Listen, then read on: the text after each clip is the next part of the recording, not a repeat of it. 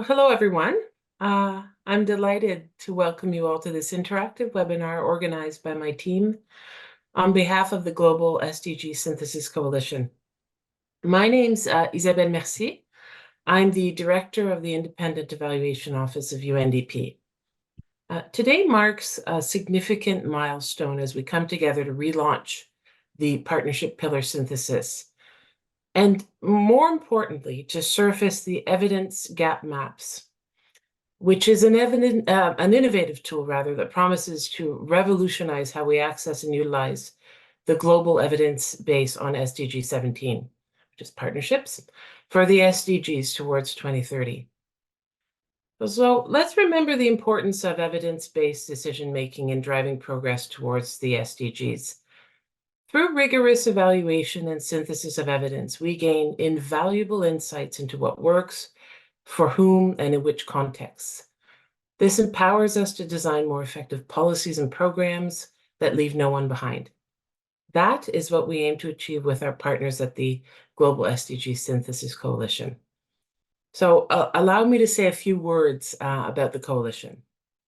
It is an unprecedented global initiative to synthesize evidence on how to accelerate development on the 5 SDG pillars. Working with 45 UN entities and a growing number of UN member states, academia, evaluation networks, MDBs, CSO, and philanthropies, the lessons and insights from each synthesis work will be shared with decision makers, investors, and the development community. The partnership pillar was the coalition's first synthesis, which was launched at the UN SDG Summit in September 2023. We've since reformatted the synthesis report and created evidence gap maps. The synthesis is a comprehensive and rigorous attempt to analyze the global evidence base on the partnership pillar. It was a huge effort, to say the least. And after we presented the partnership pillar report, we decided to take a pause on the coalition efforts to reflect and learn the lessons from the first synthesis. So we've rebooted the coalition now in a way that's even more ambitious, but in other ways that are more manageable. So going forward, rather than producing standalone syntheses that cover the entire SDG pillar, we'll focus on smaller, more focused and more specific syntheses in each pillar. The vision's to produce a series of living evidence syntheses that respond to specific priority themes and questions in each pillar, which will be continuously updated as new evidence becomes available in the run-up to 2030. As part of this rebooted coalition, we'll work more closely with the UN System-Wide Evaluation Office and key partners and networks from the evidence and synthesis world external to the UN system.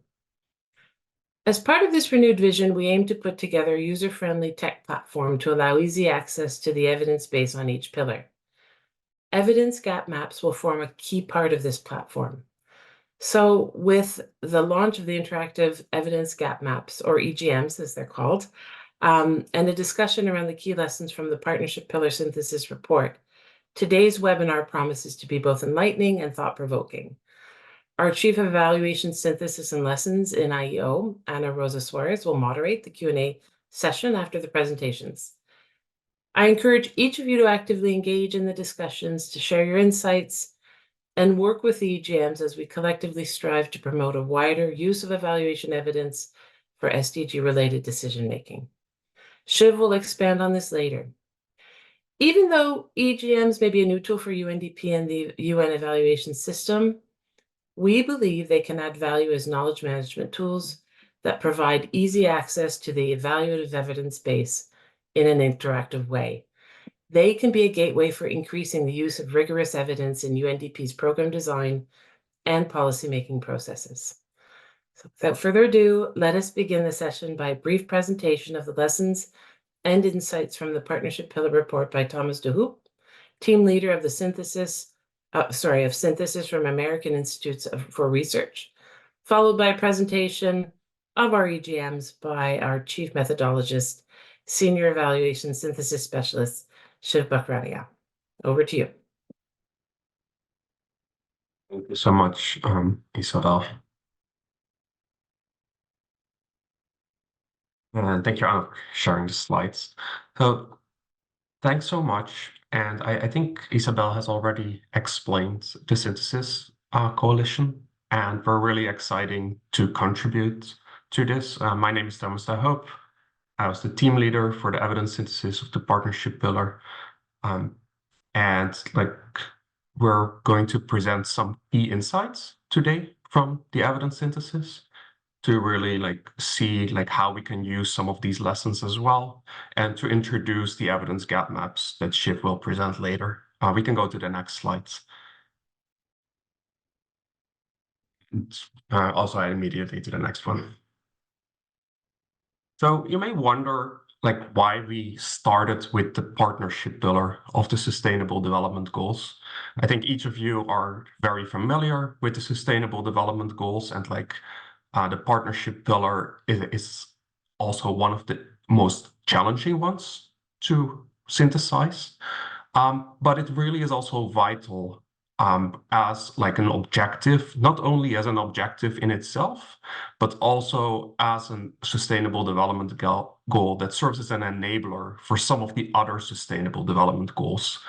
It targets 5 key areas: trade, finance, technology, capacity building, and systemic issues. And each of those 5 areas can have an enabling role to achieve targets for some of the other sustainable development goals.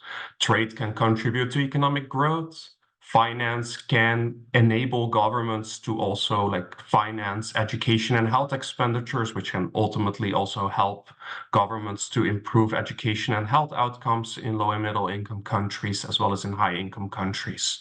And together, the partnership pillar really helps to generate partnerships between each of the countries that are relevant for the sustainable development goals, both low-income countries, middle-income countries, and high-income countries.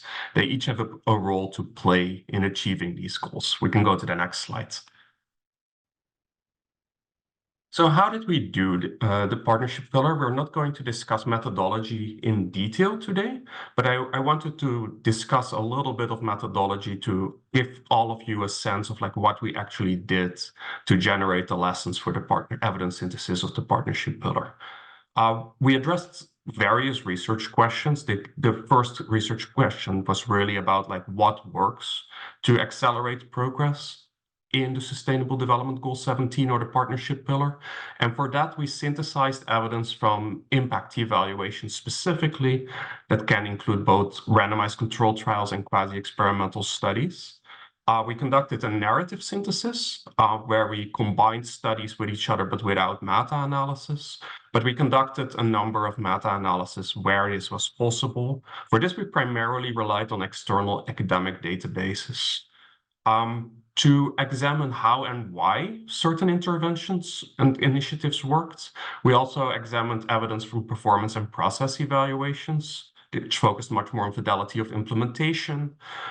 We conducted a qualitative synthesis of these studies in particular, and this evidence came primarily from UN organizations, from bilateral donors, and from member state repositories. So we searched both in academic databases for impact evaluations and in UN databases and databases of bilateral partners for impact evaluations, performance evaluations, and process evaluations.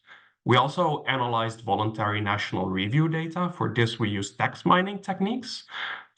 Voluntary national review data are used by countries to report progress on the Sustainable Development Goals, and we specifically examined progress on SDG 17. And we combined those data to really learn also about progress of 7 specific countries. By analyzing data from the SDG tracker, we conducted statistical analysis there. We can go to the next slide. All of this resulted in a large volume of studies that we explored. We used a rigorous search strategy. Through that search strategy, we initially collated evidence from over 20,000 or 20,000 academic studies and over 3,000 performance and process evaluations from these different databases. We looked at eligibility criteria, and we really examined both through human reviewing as well as through new artificial intelligence techniques which studies were eligible. Eventually, we included 183 impact evaluations, 6 systematic reviews, and 70 performance and process evaluations, in addition to the 7 country case studies and the analysis of all voluntary national review data. We can go to the next slide. So based on this, we came up with 8 key insights, and we really hope this will help you in some of your programming and to eventually also accelerate some of the objectives and outcomes of the Sustainable Development Goals, and particularly SDG 17 or the partnership pillar. We can go to the next slides. So the first insight is really about emphasizing fair and equitable international cooperation. None of this is new. It's really important for each of these partners to come together if we really want to create sustainable development. Low-income countries, middle-income countries, and high-income countries each have a role to play. But it's also clear from the evidence that this is not always the case currently. Clearly, there are different incentives in play. Low-income countries not always have the same incentives as middle-income countries. Middle-income countries don't always have the same incentives as high-income countries. And countries from different regions also face different incentives. And to maximize the power of the Sustainable Development Goals, it's really critical to take into consideration each of these incentives. And then there are certainly some insights with which we can accelerate progress in the Sustainable Development Goal 17. We can go to the next slides. For this, the first key insight that really helps us to accelerate progress is really about partnership models. When we think about partnership models, which are really key to Sustainable Development Goal 17, we see that principles of horizontal cooperation based on trust and aligned incentives in the design, funding modalities, and the governance of these partnership models is critical for achieving some of the progress in the Sustainable Development Goals. This applies to a variety of partnership models, to South-South partnerships, North-South partnerships, public-private partnerships, as well as trilateral arrangements. And all of these partnership models can benefit from principles of equitable and horizontal cooperation. It's more often the case that this currently happens in South-South partnerships, and North-South partnerships, what we found in the evidence, can improve somewhat when it comes to principles of horizontal cooperation. We can go to the next insights. Each of these partnership models, achieving horizontal cooperation, applies to different modalities as part of different components of the Sustainable Development Goal 17.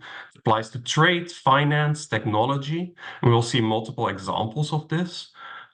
The first one is really that partnerships to unlock trade opportunities for lower middle income countries and the least developed countries really requires that they set up partnership models with middle income countries to see how they can comply with regulatory standards from high income countries to accelerate some of their exports. What we see in the evidence and is that trade agreements, both regional trade agreements as well as global trade agreements, have accelerated exports, but primarily for middle income countries.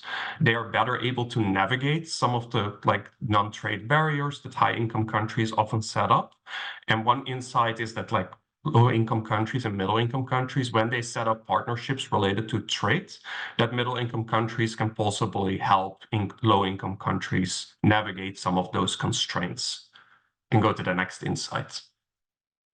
In addition to that, tailored tax regimes can really better enhance domestic tax revenue and domestic capacity. This will really help governments in the current debt crisis, where they're facing many negative economic as well as social consequences of the debt crisis, as well as support sustainable economic growth. And this is also important because of the pressure that comes from reduced overseas development assistance. What we really see when it comes to tax regimes as well is that, again, there are different solutions for low-income countries and middle-income countries.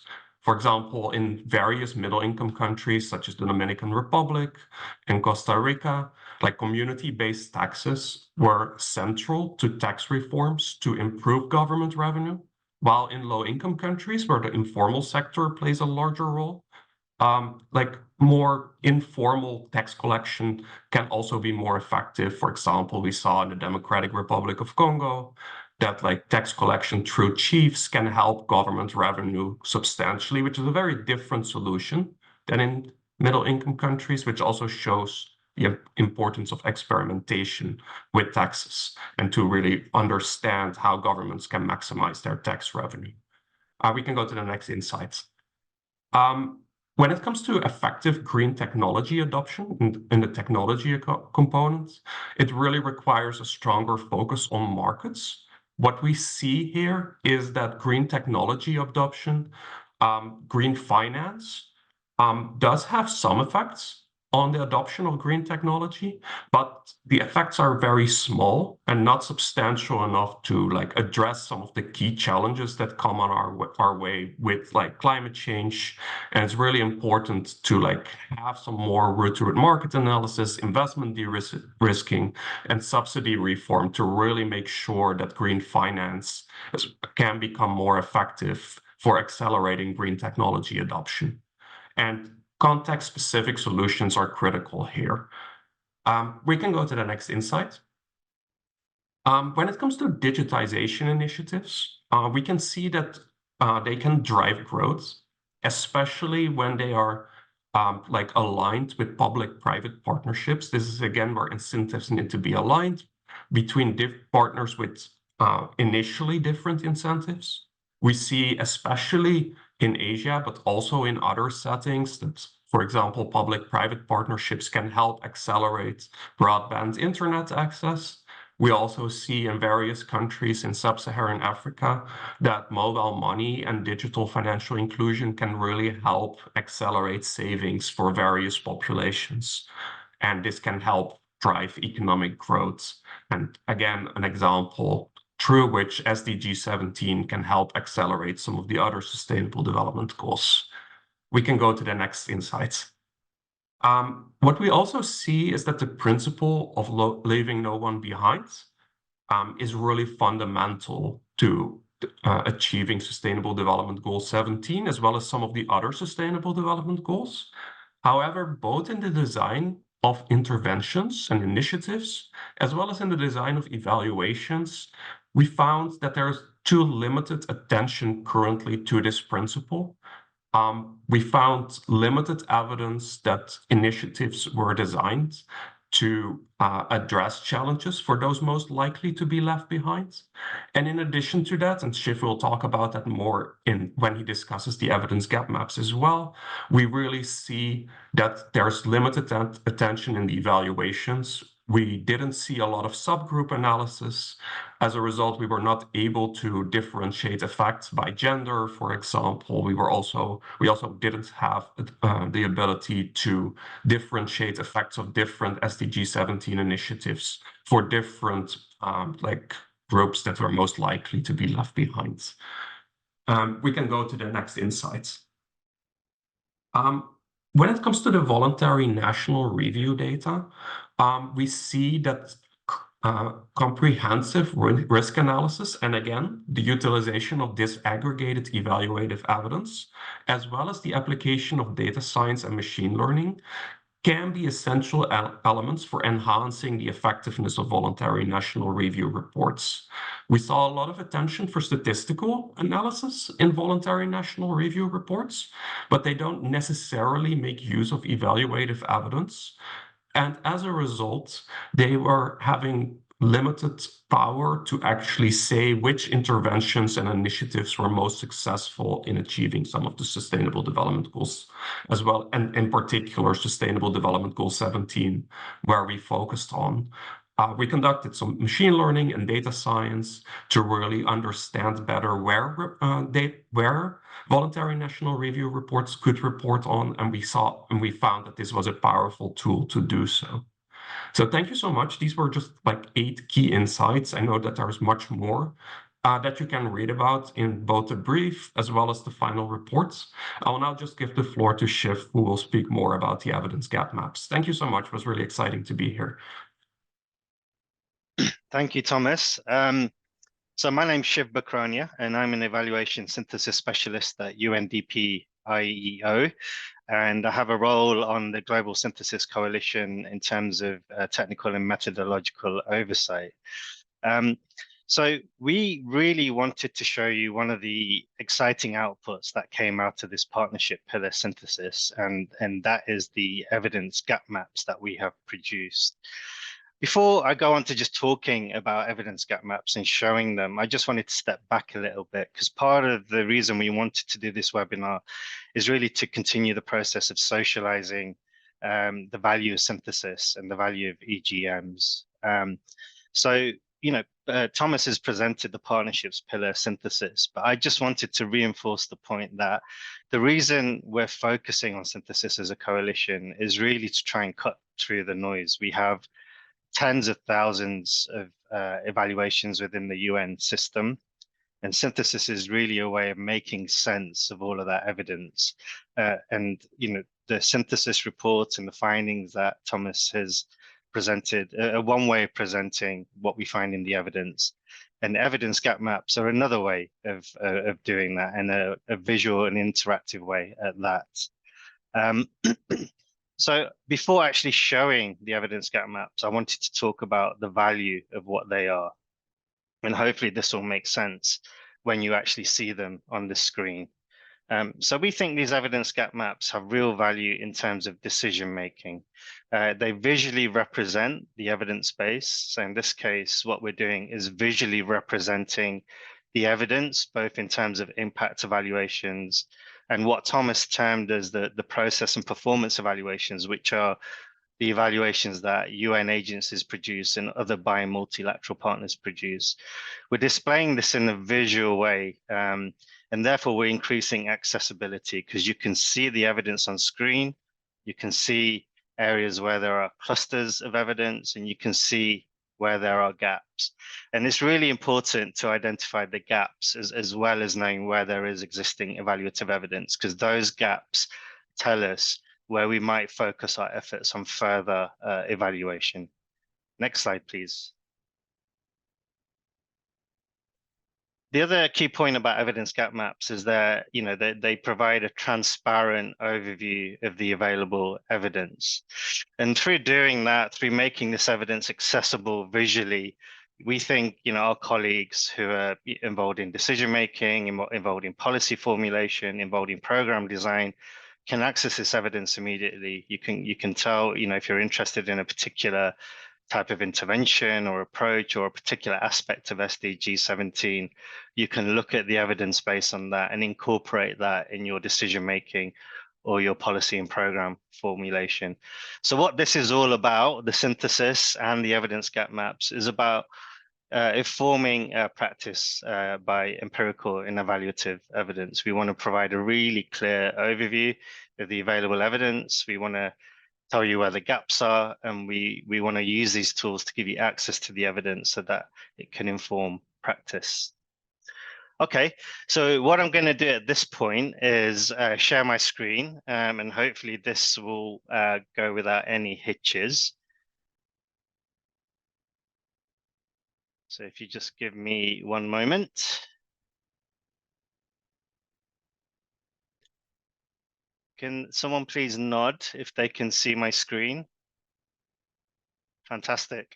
So what I have on the screen here is the homepage of the Global SDG Synthesis Coalition. Hopefully one of my colleagues will be posting the links in the chat so you can take a look yourself. So this is a homepage, and if you click through here on this SDG Pillar Synthesis tab, you can go through to the Partnership Pillar Synthesis page. And you can get access to all of the outputs from the partnership pillar synthesis. So we have a 2-pager with a very brief overview of the insights, a slightly longer brief. We have the full technical report for those of you who are interested in really looking into the detail. And we have access to the 2 evidence gap maps that we've produced for the synthesis. So if so there's an evidence gap map which includes the impact evaluations that were included in the synthesis, and a separate evidence gap map which includes the UN evaluations and the evaluations of other multilateral partners. You can also access the gap maps through the resources tab. So there's an evidence and gap maps option here. And if I click through on that, you'll see that you can access the two maps. So just to reiterate the point, we have two evidence gap maps. And the one that includes impact evaluations, we're calling the what works gap map. And the one that includes the evaluations of UN agencies and other multilateral partners, we're calling the how partnerships work evidence gap map. So let's take a look at each of those right now. Okay, so when you go through to the evidence gap map, you'll see something like this. Perhaps I can increase the, I can zoom in a little bit so you can see it better. Okay. So this is the what works evidence gap map. As I said, this includes all the impact evaluations, 183 impact evaluations that were included in the synthesis.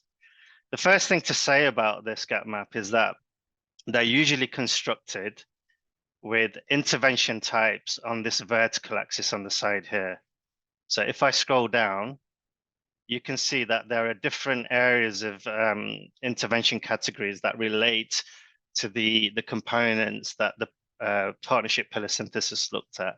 So here we have finance, we have technology, and we have trade. So these are interventions relating to those three components. And then further down below, we'll have some evidence on capacity building and systemic issues, which are covered in more detail by the other evidence gap map. And then on this horizontal axis at the top here, we usually have the outcomes. So you can see, again, these are the outcomes that the partnership pillar synthesis was interested in. And they relate, this framework of interventions and outcomes is our interpretation of the SDG 17 targets. So interpreting those targets as interventions and outcomes. So if we scroll across, we can see the different outcome categories. We have green patents, tech and innovation, digital finance, export import, foreign direct investment, tax revenue. So how to read the evidence gap map? So within these individual cells, the bubbles show the quantity of evidence that exists for particular intervention outcome combinations. So for example, this bubble here says that we have 8 impact evaluations that assess the impact of green finance on green invention patents. And I'm just going to show you how this works. So I'm going to choose a bubble which has a lot of evidence. So I'm going to look at the evidence that looks at the impact of tax reforms on total tax revenue. So if I click on this bubble here, we get a list of all of the impact evaluations that are included in that particular cell and that look at that particular intervention outcome combination. So this is the list of the impact evaluations. And for each of these impact evaluations, you have the title, you have the abstract, and you have a link through to the study itself, which is likely to be on an external repository. The other thing I wanted to show you is that we can filter by different categories.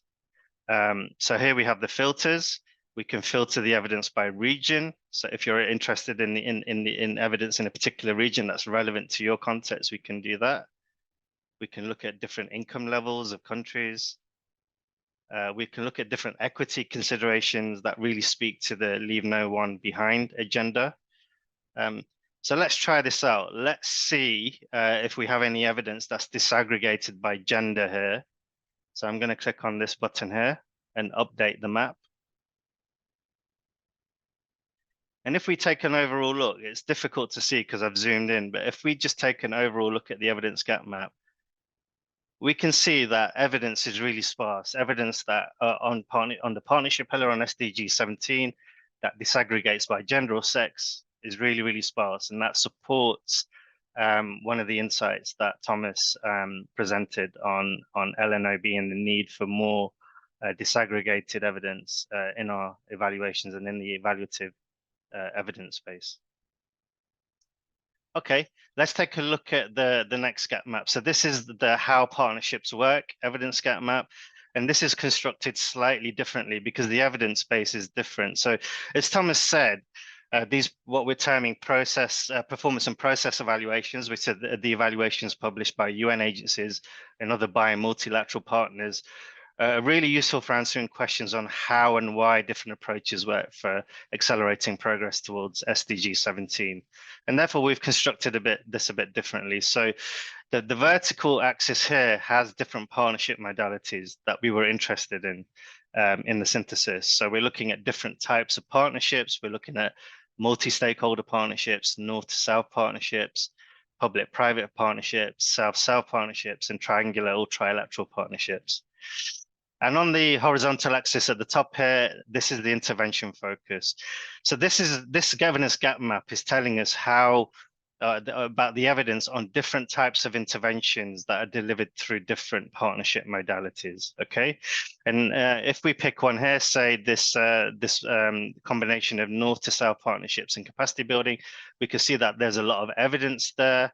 Perhaps unsurprisingly, if we could click through again, we can see the list of the evaluations that form part of that evidence base.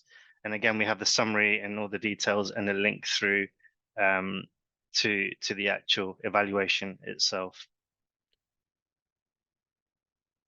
One other feature of both of these evidence gap maps that I wanted to tell you about is that if you're taking a look at either of these gap maps and you think, okay, there's an important piece of evidence missing from there, you can actually use this tab to recommend a study that should be included. So you can contact us and actually submit an evaluation or study which can be considered for inclusion.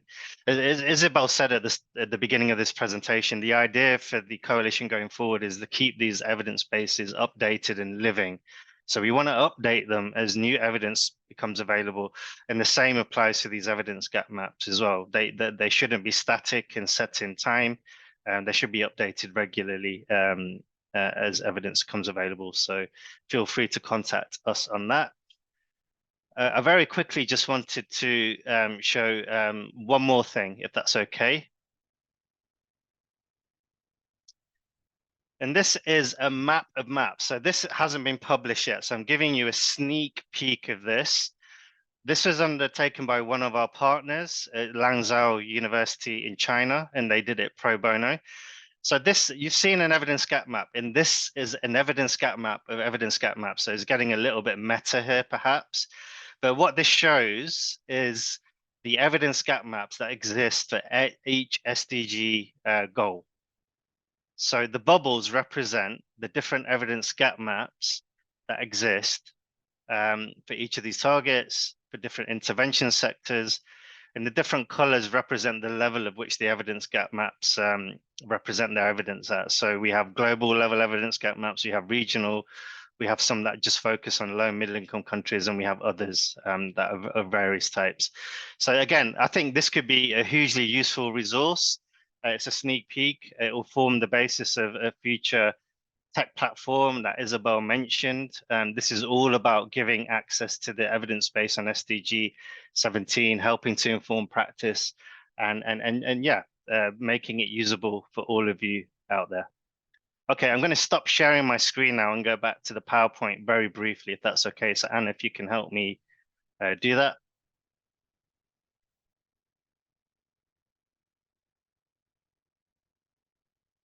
Okay, it's just the last final couple of slides just to wrap up. So what's next? So we want to continue promoting uptake of lessons and insights from the partnership pillar synthesis. This is an ongoing thing. We continue to keep working on that. This webinar is part of that process. And we have a lot of work to do still in the coalition. We're progressing with the other pillars. So that's the people, the police, the planet, and prosperity pillars. But part of this progress is contingent on supports in terms of resources and in-kind support as well. And we're working hard on that. I mentioned already that we want to update the syntheses for each pillars, and keep in mind now that there will be a series of syntheses for each of these pillars, and we want to keep them living. And I already mentioned that one key vision of the coalition going forward is to have this interactive tech platform where we have these evidence gap maps, where we can provide access in innovative ways to the evidence base, and where we can utilize artificial intelligence as well.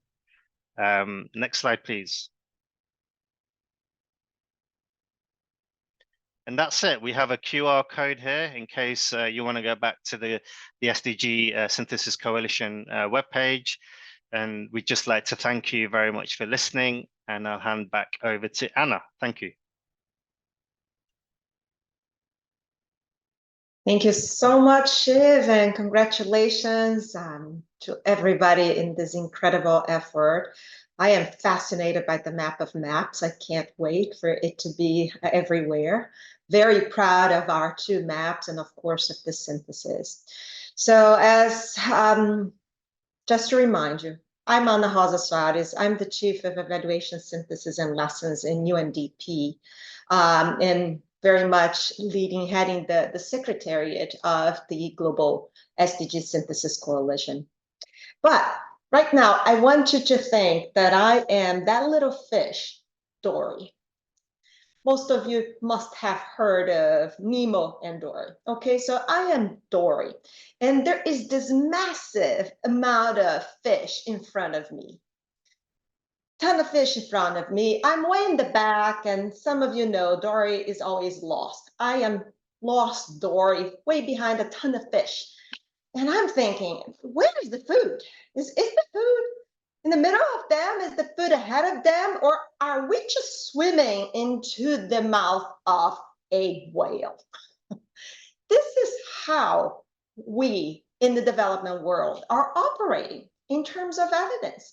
There is massive amount of evidence out there, but we don't know if we actually have the right evidence and where it is.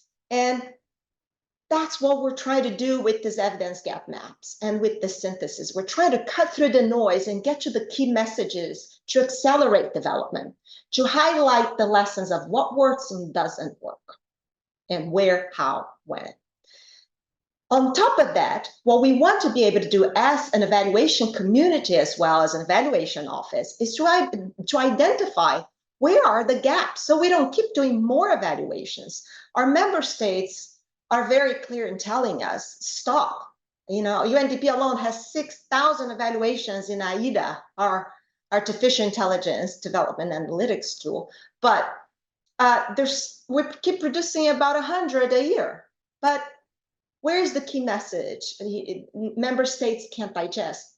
Bureaus, regional bureaus can't digest. Country offices can't digest. So this is what we're trying to bring to you. We're trying to really capture your attention. And I want to leave you with a question and start a debate. How do we disseminate these evidence gap maps? How do we show to development practitioners and policymakers and decision makers that this is a useful tool? How do we promote synthesis from evaluative evidence and beyond? And how do we promote, disseminate these evidence gap maps and continue to develop them to help us drive where we should go? And with that, I would like to open the floor and see if there are any questions or comments. If not, I'm going to ask our presenters and panelists to expand on some of these questions I just posed over there. But would anybody like to comment and help us answer some of these questions I just posed? Just raise your hand. I asked the colleagues to help me because I'm not sure I'm seeing it. Okay.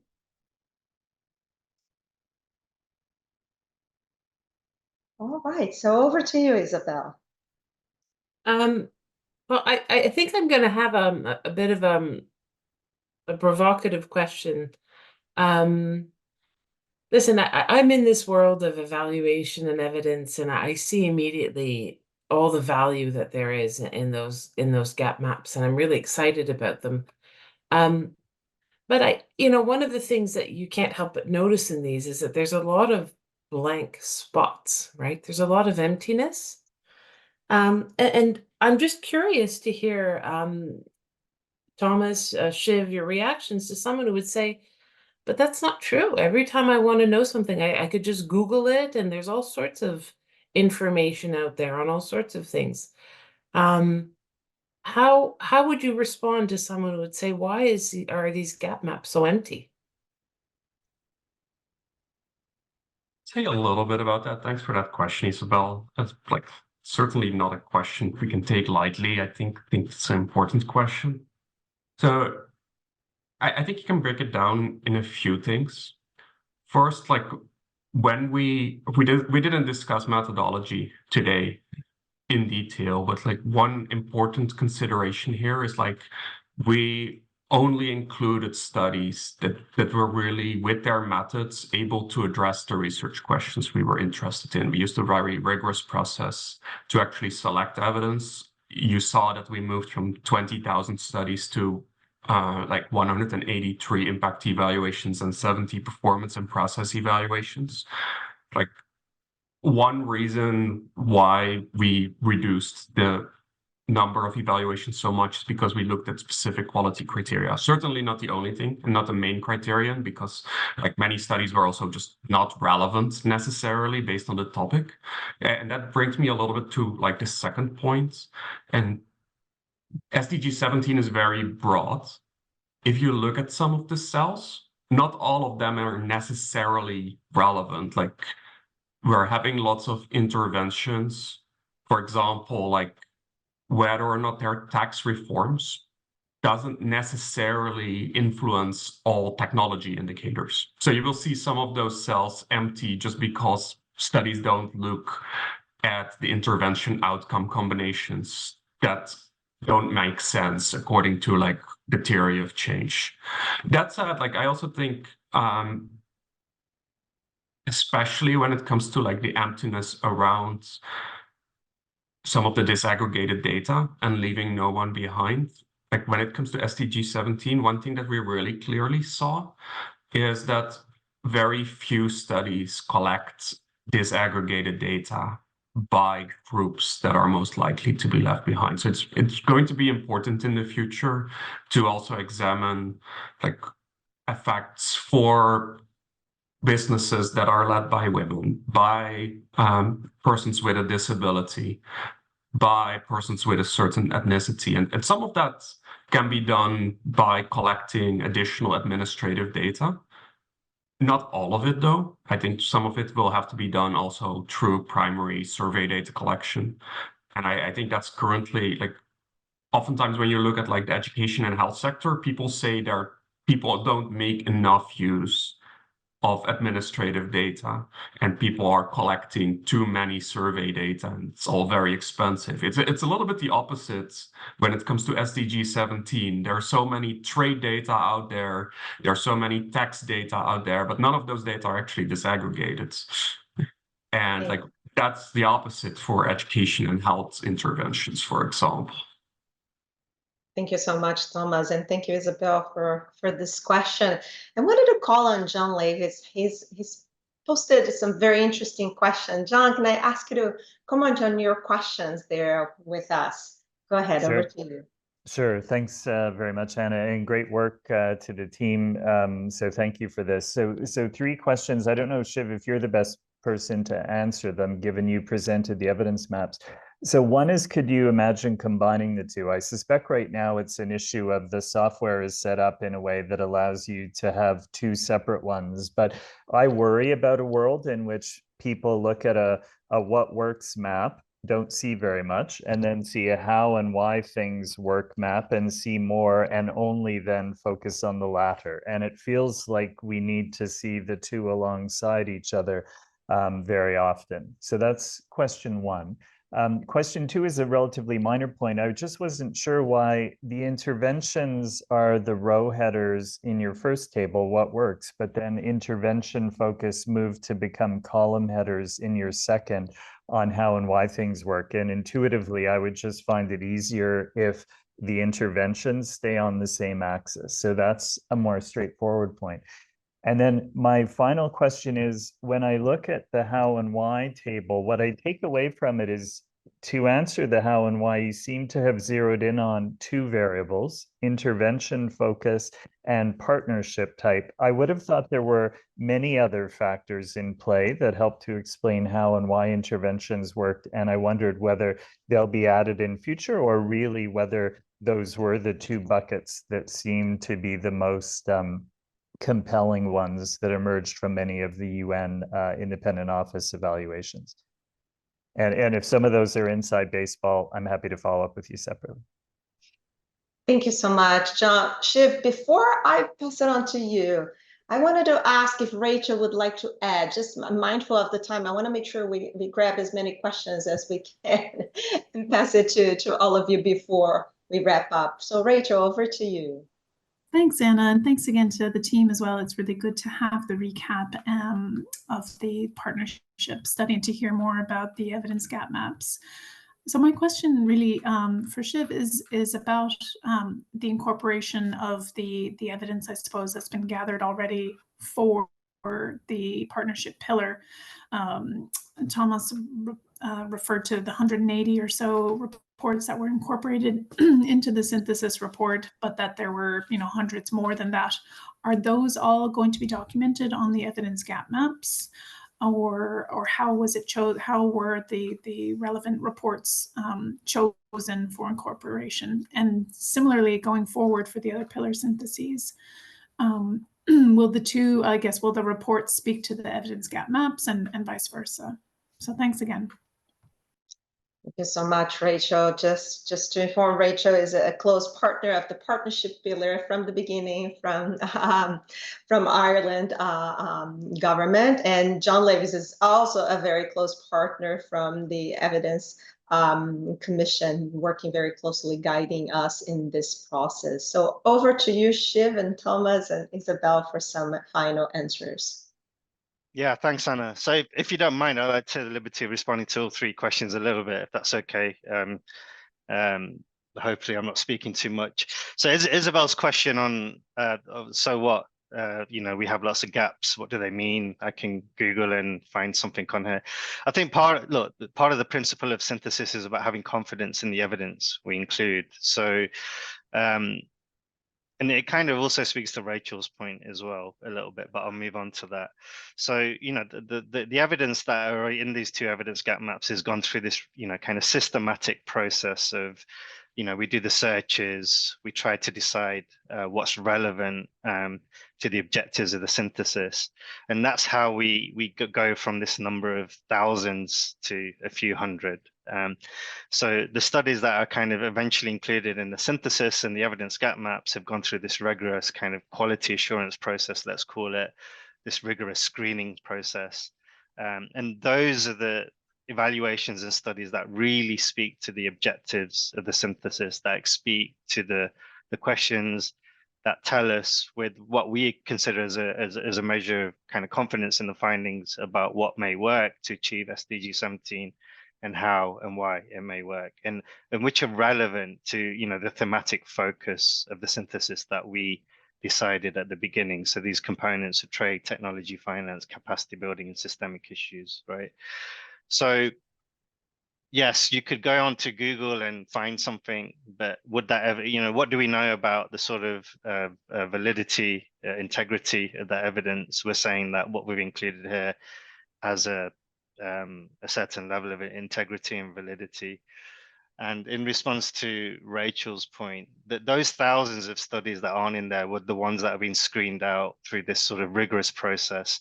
So the answer is no, they won't be in the evidence gap maps, because ultimately it was decided that they weren't relevant to the objectives of the synthesis. And actually that's very normal in synthesis these days. Every year I see this initial number coming from these initial searches, and keep in mind that we do these really comprehensive searches in lots of different databases to try and get this evidence, right? And we come out with tens of thousands of studies, and it's just normal. It's what happens in synthesis. So it's part of the process. So that's one thing. The other thing I wanted to speak to about the gaps is just reinforcing what Thomas said, that some of the combinations on the gap maps might not make sense, might not be important, right? They're there because it's as a result of it being a matrix. So it's for kind of us and decision makers to look at the evidence gap map and decide, okay, well, there's a gap here, but that gap might be unsurprising that there's a gap because it's an intervention related to an outcome which is completely unrelated. So it's not surprising there's a gap there, but there might be other areas within that evidence gap map that relate to kind of strategic priorities where there is a gap, and we can really pick up on that and ask, why is there a gap? And follow up and say that, okay, well, this is an area where we need to generate more evidence. Sorry, I'm going on a bit, but in response to John's questions, okay, John, you asked some very specific questions on EGMs, and you're someone who kind of really understands this stuff, so you're really testing me out here. So the two evidence gap maps, we thought about it, combining the what works and the how and why, and maybe that's something we can continue thinking about. It's really difficult because they're two very different types of evidence. And one way of doing it is just have a really wide evidence gap map with one section that speaks to the what works and the other section that speaks to the how and why it works, but it doesn't look great on the screen. In other existing kind of what works portals or evidence portals that have evidence gap maps that we see, they're usually separated. There's usually a what works and the how and why it works. I think your other point on sort of the axes, whether they should be turned around, those are well taken, and we'll take a look into that. And the other point on the variables that we look at is well taken as well. It's something we thought about, and I think for future syntheses for the coalition, we really need to think about the kind of barriers and facilitators, and that's the way to present it. We couldn't quite do it here because we were learning as we were going along, but we may learn those lessons and we'll apply those to the following evidence gap maps. I'll stop there because I think I've taken too much time. Thanks. No, Thomas would like to complement to this, and perhaps a little something on Rachel's question as well, or shall we pass it to Isabel? Maybe one additional point on the evidence gap maps and the performance and process evaluations. One thing is related to like software constraints. I think as well, we're using EPI Reviewer here, and EPI Reviewer is really good when it comes to academic articles. It's not necessarily as good when it comes to like UN documents with performance and process evaluations. So EPI Reviewer is used to generate the evidence gap maps, but a lot of the coding of the actual like barriers and facilitators that Shiv was talking about is not necessarily already in EPI Reviewer. It sits somewhere else. So it would require an effort to actually bring that into EPI Reviewer. Thank you, Thomas. Thank you so much. And Rachel, just quickly to answer a bit more on your question. Yes, we will continue to do evidence gap maps for every single synthesis. But we're not sure exactly how that's going to sit in the platform. You know, the TAC platform that we're thinking, we're still going to think how to combine them, how to best project that information, process that information, make it available. But we'll definitely continue because it's as important as the synthesis in itself. Thank you so much. Mindful of the time, I think I would like to pass it on to Isabel to close. Thank you everyone for taking the time to join us, and hopefully you will continue to engage with the coalition and disseminate our multiple products and evidence gap maps. Over to you, Isabel. Thank you. Well, thank you very much. Thank you, team. And on behalf of my office and on behalf of the Global SDG Synthesis Coalition, I want to thank you all for participating in the meeting today. I hope you found it engaging. I hope you got excited about the work and about the evidence gap maps. I know I am. My heart goes pitter-patter when I see these things and I think about how we can use them. And so I encourage you, if you haven't already, to have a look. As Shiv said, the evidence gap maps are interactive. You can click on them. They're on our website. I encourage you to look at that and to also reach out to us if you have more questions, if you're curious about the direction we're going with this. I'm sure anyone from my team and myself, we would be happy to engage in a discussion. So on that note, have a lovely day. Thank you, everyone. Thank you. Oh.